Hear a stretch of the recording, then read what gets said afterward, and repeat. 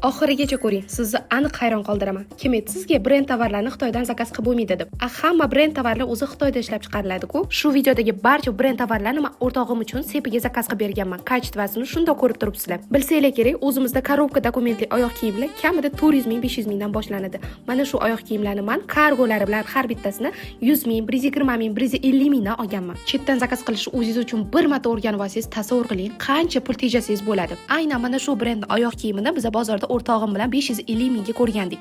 Menga esa kargolari bilan 190 mingga tushdi. Tasavvur qiling. Agar siz ham chet eldan shunaqa premium sifatdagi tovarlarni o'zini narxida olib, pulingizni tejashni xohlasangiz, unda sizni kursimga taklif qilaman. Kursga yozilmoqchi bo'lsangiz, albatta Telegramdan murojaat qiling. Telegram nomerimni tepada qoldiraman. Hattoki braslet, bujuteriya shunaqa narsalarni ham bemalol chetdan zakaz qilsa bo'ladi. Aynan shu narsani ham men Van Cleef'mi nomi esimdan chiqdi.